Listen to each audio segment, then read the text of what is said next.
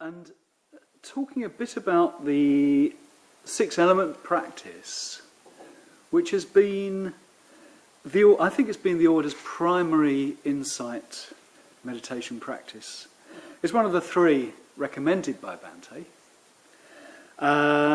The second was various meditations on impermanence, and the third one was meditation on conditionality, using the Nidana chain. But I think until recently, most of us had very little regular, deep experience of any of these practices. Until recent years, let's put it like that. Because we did them only occasionally on retreat, or even only on our ordination retreat. It wasn't uncommon. And the six-element practice would inevitably be led using exactly the words Bhante had always used. And the explanation and the sequence of reflections in the practice would always be pretty much exactly the same. And the earth element would always go something like this. I knew because I led it this way myself so many times at Vajraloka, on retreat. First of all, we imagine the earth element outside us in the form of rocks, trees, roads, buildings, and mountains. Then we notice the earth element inside our body in the form of bones, teeth, and skin. Then we reflect that at death we will have to let this earth element go. So we let it go now. Let the earth element we experience inside us be part of the earth element outside. And that's the way we used to do the practice, and this is totally fine. I mean, I do it like this myself quite a bit. But in this approach, the emphasis is on death. You can't help noticing that. It's like a reflection on death, even though the real inquiry in the practice is into the nature of our existence. So the reflection on death here, in Bhante's classic approach, is a way to call to mind the fact that our lives are a continuum that includes the experience of death. And this awakens our curiosity. That's putting it mildly, in a kind of hair-raising way. It arouses our curiosity into the fact that we radically do not understand the nature of our existence. So the entire practice takes place against a backdrop of that very appropriate ignorance or sense of ignorance. Our ignorance, it's like our ignorance is aroused in that hair-raising way. We look at the experience of the earth and the water in our body, and that's a bit of a key to seeing that it's not ours to hold on to, that the elements of our body are ownerless. Not only will we have to let go of them at death, we have to let go of them in life. No one has ever owned them. And that is the quality of our ignorance. Our totally wrong view of our very existence. And in that way, we're like the blind man who blunders around the wheel of life. Not knowing what we're doing, not knowing what's the significance or the effect of our deeds. And the reflection, the engagement with our experiences of earth, water, etc., that reflection in combination with that reflection on death brings us up against our ego clinging. Because, of course, we associate the idea of me so strongly with those experiences. You know, we think, this is my knee, my precious knee, I need to look after it, you know, my knee, my breath, my thought. This is my place. This is my location. I'm here. I am here. What is here, what we've experienced as being here, is me. We haven't got a way to view it otherwise. It's only insight experience or death itself that'll make us view it otherwise. We can't think our way into the real nature of things. It's something that's only revealed when the ego-clinging mind, the thinking mind, collapses. And that's also what happens at death. Once upon a time, Bhante described death as a state of enforced meditation. And I think that wasn't shamatha meditation. It's not enforced peace or concentration or jhana. I think death is when self-clinging really has to go. There's no escape at death. So, and as Bhante also shows us in his famous poem that describes the outer dissolution at death of the elements in the body. I'm going to read his poem. About the elements. I am earth. I am rock, metal and soil. I am that which exists in you as bone, muscle and flesh. But now I must go. This is the earth element speaking. Now I must go, leaving you light. Now we must part. Goodbye. I am water. I am ocean, lake, rivers and streams. The rain that falls from clouds and the dew on the petals of flowers. I am that which exists in you as blood, urine, sweat, saliva and tears. But now I must go, leaving you dry. Now we must part. Goodbye. I am fire. I come from the sun, travelling through space, to sleep in wood, flint and steel. I am that which exists in you as bodily heat, the warmth of an embrace. But now I must go, leaving you cold. Now we must part. Goodbye. I am air. I am wind, breeze and hurricane.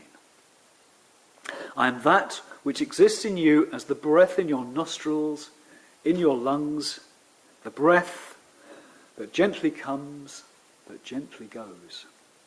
But now I must go, for the last time, leaving you empty. Now we must part. Goodbye. I am space. I contain all, from a grain of dust to a galaxy. I am that which exists in you as the space limited by the earth, water, fire and air that make up your physical being. But now they've all gone. And I must go too, leaving you unlimited. Now we must part. Goodbye. I am consciousness, indefinable and indescribable. I am that which exists in you as sight, hearing, smell, taste, touch and thought. But now I must go, from the space no longer limited by your physical being, leaving nothing of you. There is no one from whom to part, so no goodbye. Earth dissolves into water. Water dissolves into fire. Fire dissolves into air. Air dissolves into space. Space dissolves into consciousness. Consciousness dissolves into... He doesn't know what to say. He just puts a question mark and says, hung, at the end. And hung is that mantric sound of final integration, which it really just points into the mystery. He can't say. He doesn't want to say. The poet in him doesn't want to say it. And the poem actually describes the experience of death. In the words of another contemporary teacher, the experience of earth dissolving is like an intensification of the sense of weight, as if something heavy were pressing down on one. It leaves one feeling weak and wobbly. Water dissolving is experienced as an intensification of the sense of fluidity, like being swept along by a flood. It leaves one feeling parched and shriveled. Fire dissolving is experienced as an intensification of heat and a sense of burning, and leaves one feeling cold. And these stages may take place over a few hours, or a few minutes, or they might be more or less instantaneous. But if we die more slowly, each stage is experienced. Air dissolving is experienced as an intensification of a sense of movement, as if being blown about, and leaves us immobile. At this point, our breathing rattles in the throat, and it stops, along with the heart stops, and the heat begins to leave the body, starting with the extremities. But it seems that at this point, one can still be brought back to life. Next come the inner stages of dissolution. The dissolution of the thinking mind, the dissolution of the ego consciousness. It's described in terms of a white light. This is a kind of yogic Indo-Tibetan tradition. A red light and a black light.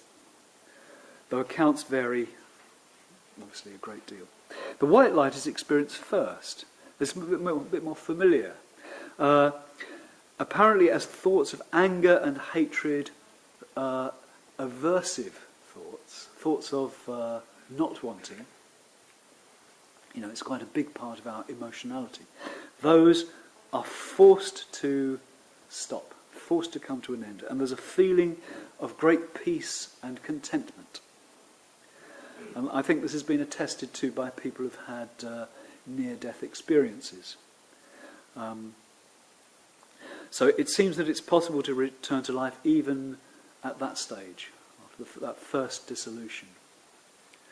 Next comes the stage, what's known as the red light, as thoughts of desire, wanting, dissolve. At some point, you just know you have to give up. This is really it, as it were. And this can be frightening. This can be very, very frightening, this stage. It's also said that at this stage and the previous stage, there can be a sense of being welcomed. Again, this partly comes from the near-death experience literature. Next comes the black light, when thoughts of delusion have to be given up.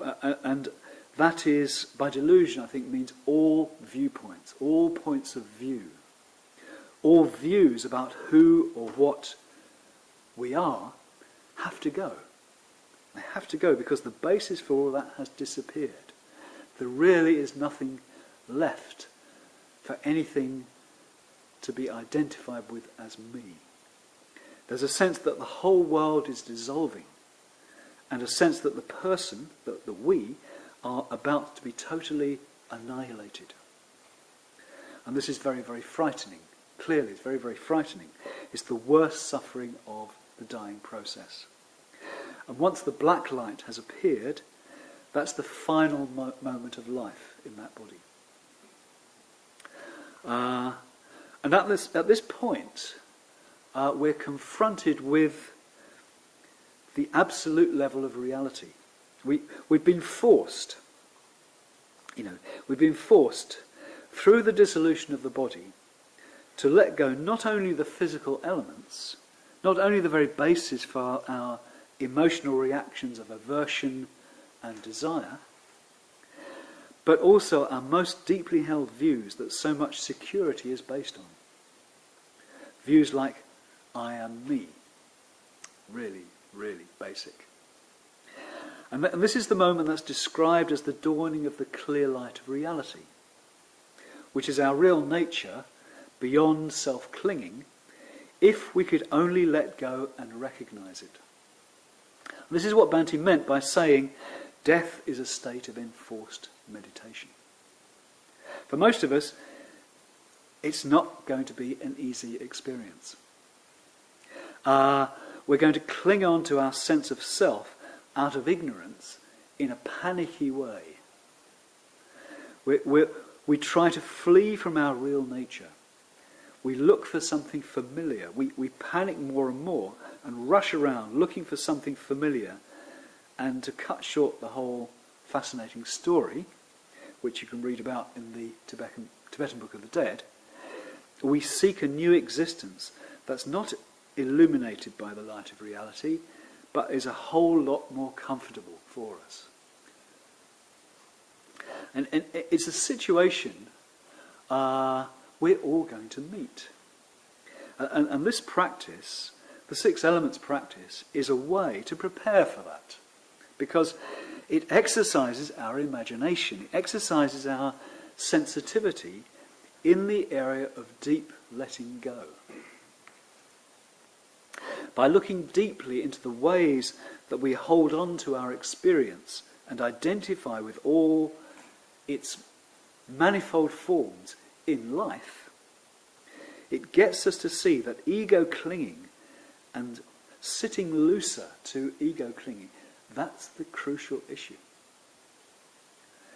And as I've done the practice over the years, and as I've reflected deeply on the nature of each of the elements, I've evolved my own approach. I guess you probably have as well. That's very similar, and which could even include that particular way of emphasizing impermanence. But my way of doing it these days is much more about non-self. It's much more about anatta than it is about anicca or impermanence. I suppose I wanted to look more into the actual quality of my self-clinging. I found that the approach of reminding myself of death, inasmuch as the earth and the water of my body are, as it were, borrowed and must sooner or later be returned, that only got me part of the way there, because I suppose it's going to work differently for each person, but when I was asked to let go earth and water, my responses to that, I found, were, who is there to let go of what? How do I actually do this? How do I let go of it? What's the it? And what is the I? I wanted to look more into both of those areas. Does letting go mean that I will now be free of earth and water? I kind of rise up above them somehow, and this seemed to imply that I would actually have an even stronger sense of self, that would now be free of earth and water. Hooray! This just didn't seem, quite in the spirit of the practice. So my approach was to focus not on the way that I will need to relinquish earth and water at death, even though that's clearly an important reflection. I started to reflect more on the reality that there's no one to hold onto it, even in life. So the experience of earth and water are ownerless and free. I wanted to focus on that. So I had to ask, what actually are the elements? And we don't know, except they are experiences. You know, we have an experience of earth, water, etc. There's an experience of solidity, you know, in our world and in our body. There's an experience of relative impenetrableness, you could say. There's an experience of cohesion and holding together. That's the essential property of the water element. It has this this quality of holding together. There's an experience of temperature.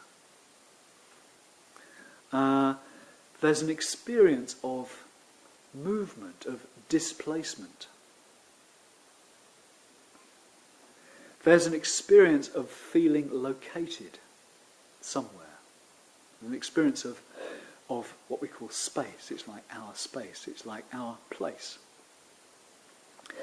And there's experience itself. The whole business of experiencing. People can get a bit mystified about that last bit. I mean, people can get a bit mystified about the consciousness element. You have to look into your own experience. You have to look into your own experience of experiencing, or consciousness, or awareness, or whatever you want to call it. And what kinds of consciousness are we aware of now? Well, there are the 6 consciousnesses. This is what's being referred to. With our open eyes, we're seeing forms. We're seeing colours. We're taking in data which has colour and forms. You know, we add all that up to turn that into various things like people.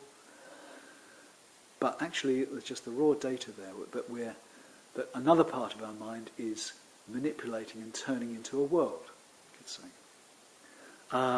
If you close your eyes, it's the same. You know, you still see colours and you see kind of forms as well. It's the same. If you close your eyes or have them open, you can hear sounds. You have this experience called sound, and in meditation you can just stop and just allow your sound consciousness to take shape or take form, and to show you all kinds of forms in your mind. It's the same with smell. Smell's a bit of an underdeveloped sense, I think, in us, in human beings generally.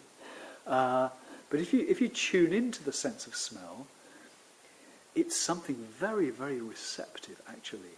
I've been exploring this a bit in my meditation recently, that there's an amazing capacity for receptivity in the nose. I think it's a bit of a theory, really. I think in modern life we tend to block off the sense of smell just because, I won't theorise about that, but I think we do that. Tastes, the whole sensitivity to taste, touches over our whole body, our whole skin. We're having these experiences we call touch. And then there are perceptions. There's the mental perceptions. You know, the labels, the recognitions, the moments of labelling. Oh, that is a sound of someone coughing, you know, or that is the sight of somebody with a hat on, or, you know, that's the smell of, well, I don't know what it's the smell of, because it's too neutral for me to tell, but there is a smell, you know. And there's a taste, well, the porridge I had in the train coming up, maybe a sort of remains of that. But those labels, we stick over the top of the experience. The perception that this is that thing, or this is that thought, this is that idea, this is that memory, or whatever. And with perception, with that sixth consciousness, there's a really strong tendency to view it as mine or me somehow. What else are you going to do? It's not somebody else's, you know. That's even clearer. But again, you look into it, and there's clearly loads about it that's very illusory, has this illusory quality. It's not an illusion, but it has a quality of strangeness, if you like. Who is there to own it? That is different from the thought itself. You know. Well, one very important condition is the sense of self itself in that thought. You know, if that assumption of self wasn't there, the quality of thinking and experience would be a little bit different, interestingly different.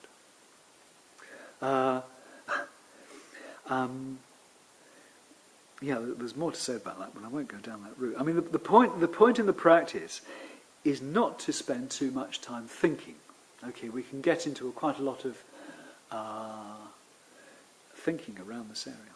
But the point is, the meditation point is not to spend time thinking.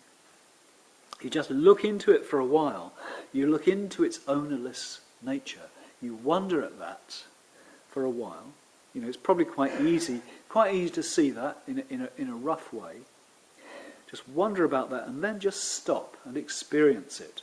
Stop the thinking. Step out of that and experience it. Step into the deeper experience of it. Just stop the labelling. Stop the reflection part of it, and just have faith and confidence that there's a reality beyond our idea of it. As Bhante says, let go limited consciousness for unlimited consciousness. You know, the same goes for our experience of solidity, cohesion, temperature, movement, and location. All of them are limited by our clinging to a sense of self. And they can be liberated in this life by reducing that clinging. There's loads of other ways to reduce self-clinging. The six-element practice isn't the only route to reduce self-clinging. But it's one of the most direct and simple ones. And I think it works, and I think you can trust it. And that's all I've got to say. Thank you very much.